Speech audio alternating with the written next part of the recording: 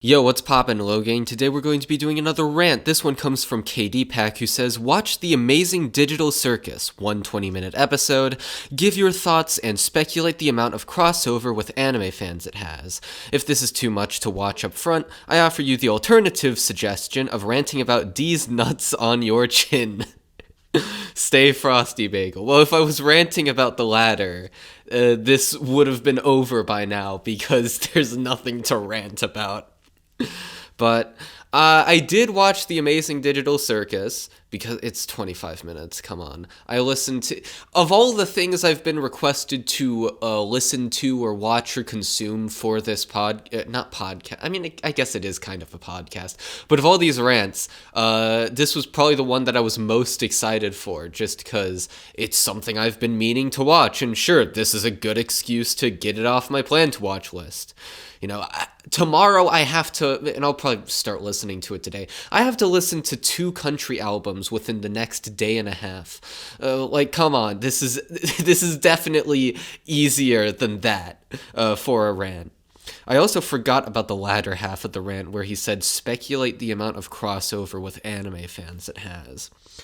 Although I can do some of that because okay, so I have the episode pulled up in an alt tab. It has 153 million views. That's the pilot of this online show. I don't even, did a fucking, what's it called? Hotel, no, it's not Hotel. The one that takes, I mean, I know Hell of a Boss is going on. What about the other one? I know they had another series. I don't know. Like the Hell of a Boss pilot was, it's literally in my sidebar on this amazing digital circus pilot, and it only has 60 million views for its pilot. I'm literally forgetting what the other series they did was called. And I know the pilot for that got a whole lot of views. It's about to air on TV. But I'm not sure, but this is easily as big, if not bigger than that. And that has always been, like, when you think of animated series on YouTube, that's generally what you think of. The Has Been Hotel. Fucking hell. How did I forget that? It's Has Been Hotel. I actually want to check now on the fly what like how many views it has. 92 million. So yeah, this is bigger than Has Been Hotel in terms of raw numbers. It is easily the biggest show of its kind that I can think of off the top of my head. Maybe there's been something bigger, but it's clearly a phenomenon, right? They're probably making a shitload of money from it.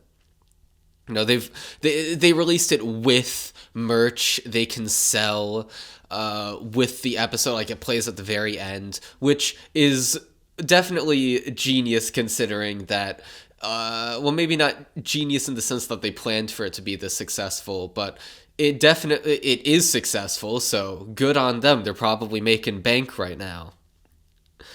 And to me, it's at this point so successful that it's sort of, I imagine there's a lot of anime fans who have watched it just because, I mean, obviously anime is probably, at this point, I know it's not traditionally mainstream yet, but I mean, it has to be, there has to be more anime fans right now than there are people keeping up to date with, like, American cartoons. I have to imagine that anime is now the most watched televised media, except for, like, Christmas movies and, you know, other all-time classics that everyone knows about. Those are obviously, like, reruns of those are probably still getting more views than an average anime. But in terms of new stuff coming out, anime, at least on television, anime seems to be the biggest of them all. So obviously it's going to have a huge crossover with anime fans because the anime fan base is just so big. But it's probably expanded well beyond that, though. You know, Demon Slayer is big, but I'm not sure if it's 163 million views on its first episode big. Maybe it is.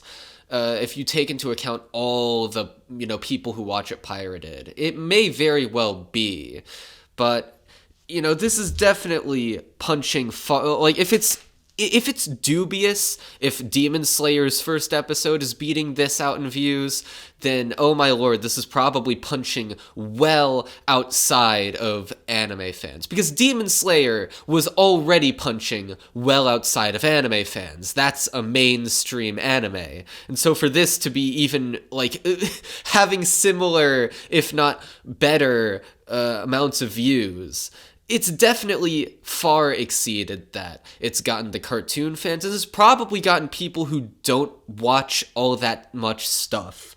Because it's on YouTube, right? And YouTube is, I mean, everyone knows it at this point, is going to become the new TV. That and streaming services will be the replacement to TV in the upcoming, let's say, decade. Probably not. I know the shift isn't as strong in Japan, so anime may still be dictated by, TV time slots in 10 years, but I know, like, Western media is definitely transitioning towards that.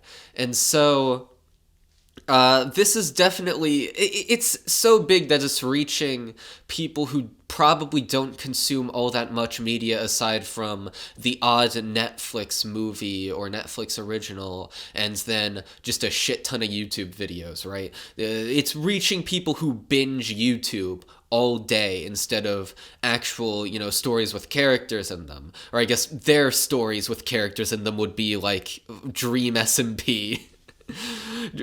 Fucking Wilbur's Dream SMP series is actually good, by the way. I stand by that, even though you're not supposed to say you actually like Dream SMP, kind of. But whatever, it's funny. But now on to the actual show. I really like it. I really, really liked this pilot. And the reason why, well, there's many reasons. There's no big flaws I can see with it. The only thing I could maybe this is even a stretch, because it's not even set in stone as to whether or not it would be a problem. But the conceit is that the characters are all gradually going insane. Except for Jax, he's chill. But for most of the characters, they are losing their minds. And I do want to... I am curious about how that's happening. Not to say that it isn't a stressful situation, because it absolutely is. But I imagine the fact that there are other people, and also other people being dragged into that, I would think would definitely help people's mental health a lot. And I feel like if this is written as intelligently, as I think it will be, right? If it's written as good as possible, I think it would need to address that as a mitigating factor in insanity, and basically show how, for a lot of people, the fact that they have human contact, well, human with an asterisk next to it, people who were once humans, right? That fact is almost certainly making it so that people, go insane a lot less quickly. But there's also a lot of reasons why you'd think people would go insane. Obviously just the fact that, I guess I'll get to the premise. Amazing Digital Circus is about a girl who we don't actually know the name of, their human name, but the name she gets given on the show is Pomni. And she is just dragged on. She got SAO'd into it, put on a virtual headset, suddenly appeared in Nightmare Kids Show Land. And, we're gradually learning more about the place. But essentially, we're stuck here. We're stuck in this digital world, this digital circus, if you will. And he's stuck with all these other people, Ragatha, Jax, I think his name is Kane, the show host. There's the little bubble chain chomp he has.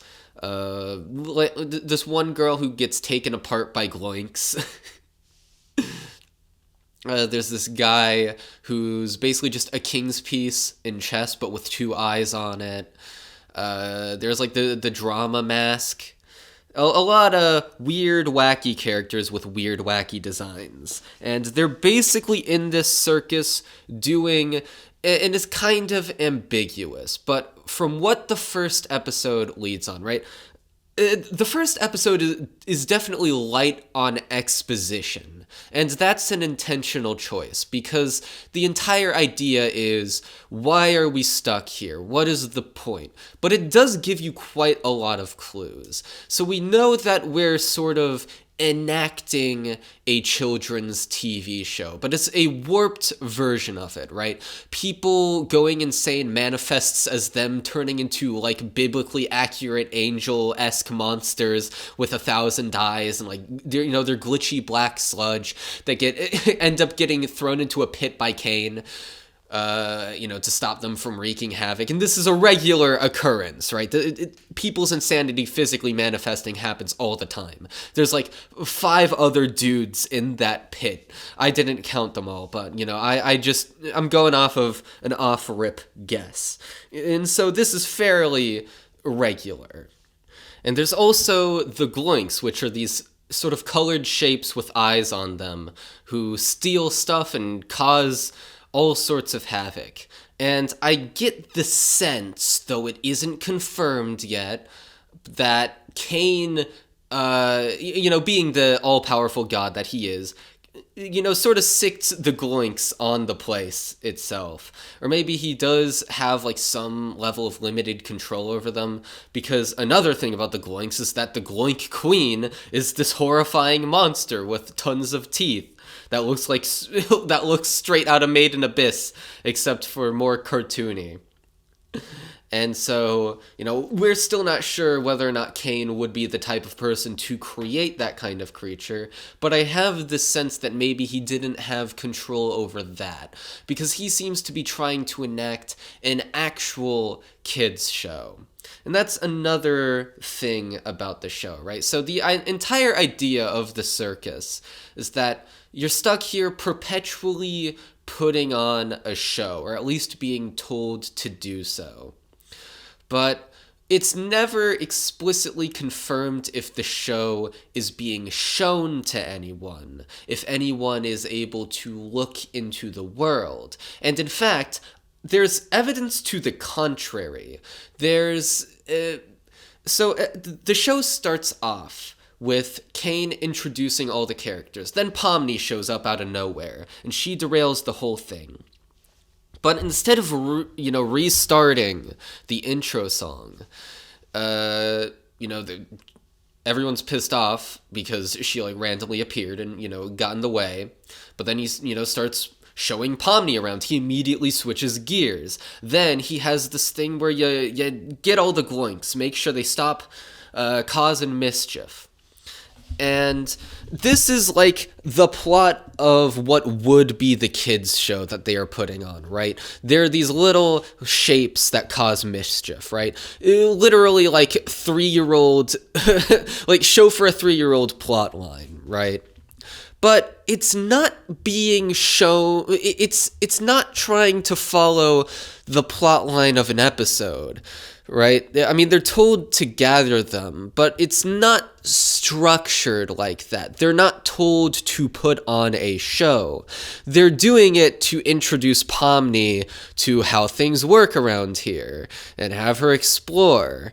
But after that, he just takes a break, right? He puts on the show, but there's never any sense of it actually being a show. It's like a sort of hollow imitation of one. And so I get the sense, and I could be wrong on this, but I'm using my media literacy beam on this show to say that Cain is enacting these sort of children's show-esque plot lines because it's all, maybe it's because it's all he knows what to do or how to do.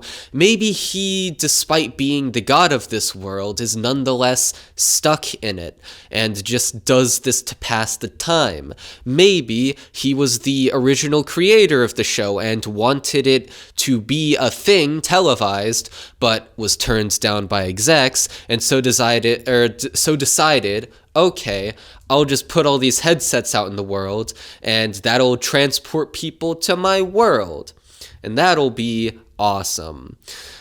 But no matter what the explanation behind it is, I don't think Kane is actually putting on a show. I think he is putting on... He's enacting the routine of a TV show and of people living on set, but it's not broadcast anywhere. And the characters, at one point, Pomni's like, why do you even do this? Why do you follow the instructions of the show? And Ragatha's like, well, it gives you routine, because otherwise you succumb to existential dread, is basically what she says. And so that implies that characters are able to just not partake in the show. Even in the intro, there's this one character, God, I forget who he was, but one character who isn't in the episode. He's presumably doing his own thing. Actually, was he the... God, wait, now that I'm piecing this together, was he the dude that, abstracts whatever it was called? He might be. I'd have to go back and check, but he might be the dude that turns into an evil monster here. So, okay, yeah, Kaufmo. Yeah, so Kaufmo's the one who turns into the monster. But, he wasn't being sought after. He wasn't being, people weren't trying to find him. He was free to stay in his room. And so it's not like people are forced to do this show per se, but I imagine, or at least we've been given no indication of such. But nonetheless, it is something to give routine to people's lives, and, something to make sure you're not isolated from everyone. And so... Pomni's main goal right now is to find the exit from the amazing digital circus. And the existential horror of this episode is really well done, because all around there are these exit doors that she sees. And, she tries to go into the first one, it disintegrates. The second one is, she sees it in the distance, but Kane is like, no, you're not going there. It was a digital hallucination. And the third one, she does go into. It's while she's, getting chased by Kaufmo. And she goes into the door, and she finds an office. In that office building, it's one room, it leads to another exit door, and another one, and another one, and another one. Ad infinitum until she sees the void. And this was introduced earlier in the episode, but what the void turns out to be, I get the sense that there's a bit more to it than what we're made to believe, because... there's one line briefly where Kane is like, oh, I don't want her getting spoiled. I imagine it's a room filled with, well, first of all, it's a void with nothing in it. It's stuff that hasn't been created by him, the god of this world, yet. And so, there's probably some stuff that's upcoming, right? Because they are, in essence, putting on a show. And so... but it's essentially, this place where nothing is in here, except for maybe a few stray spoilers, whatever that means, or rather, whatever that entails, and, she ends up there and gets dragged back out, and what it's revealed is Kane was actually working on an exit, but he didn't know what to put there, and so he was just like, well, whatever, I'll spill the beans, right? And so that one bit of hope is crushed as you realize that Kane also had control over that, and in order to keep the mental health of the participants in this show in check, he was crafting this artificial exit, this artificial version of reality, in order to help them, stay in check, maybe reminds them of the real world, even if he isn't able to craft it in its entirety.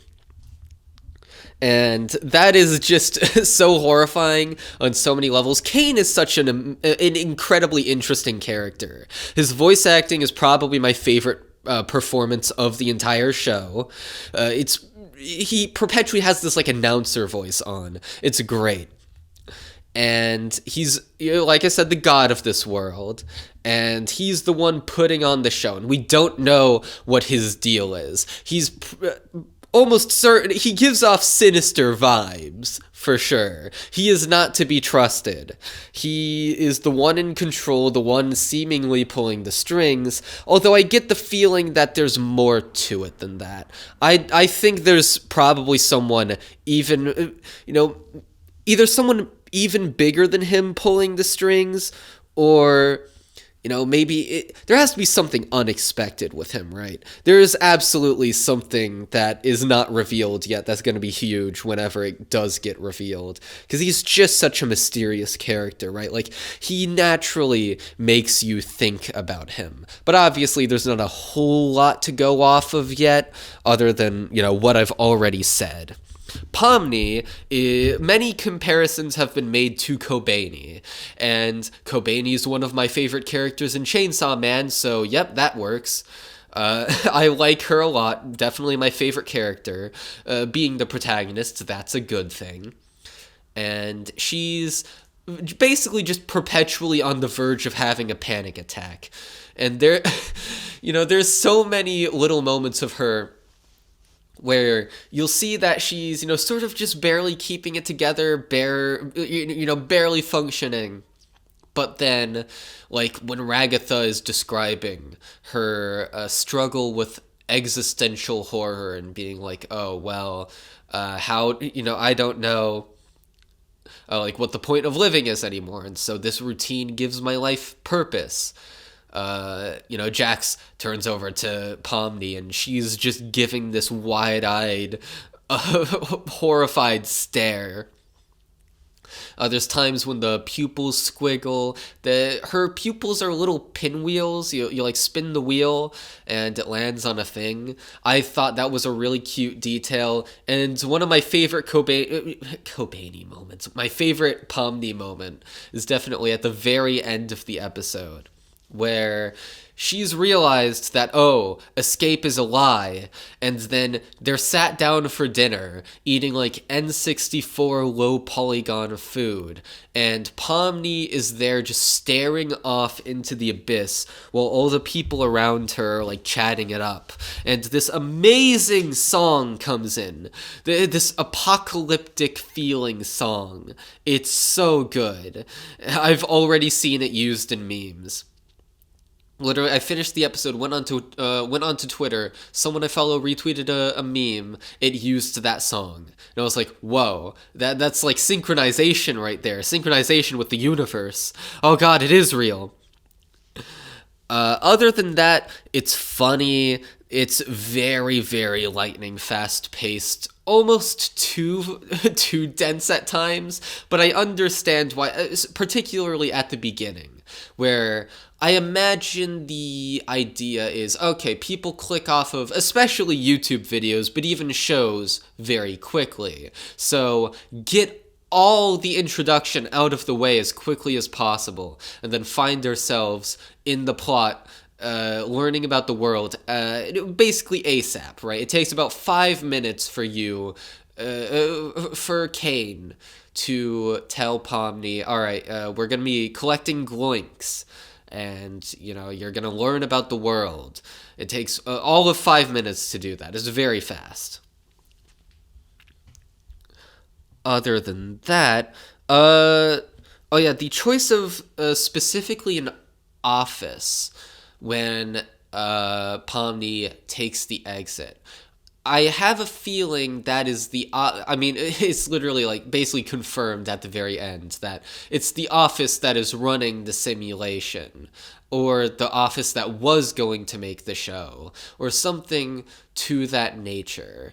But it's the place where the show was made. And so Yeah, like I was wondering what that was about, but I put it together and I was like, ooh, I'm sleuthing right now. Other than that, I like it. I like how the objects often like clip through. Like there's this one part where Gloink is stealing a table and it clips through the floor. One of the like within the intro of the episode, which is by the way a super catchy song. Love the trumpets, but anyway, Pomni sees like a chair clipping through the floor, like jittering. God, which character was the one that was like jittering on? I think it was the king.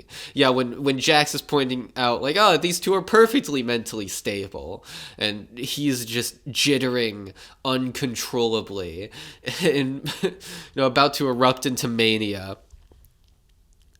And it looks like a glitching video game. There's another like glitching video game effect with the fucking Lovecraftian monster that Kaufmo turns into, and it makes Ragatha glitch all the hell out. Pomni's hand starts glitching. It takes advantage of the fact that it's digital for some amazing gags, like when Ragatha's eyes and nose just turn into Pong. That's incredible. God, it's literally just like the Yukari Yushiki gif that turns her eyes and mouth into Pong. I've used it in videos before. Other than that, I think I've just about gone into everything I wanted to. This is another long rant. God damn it, why can't I keep these things short? Bye.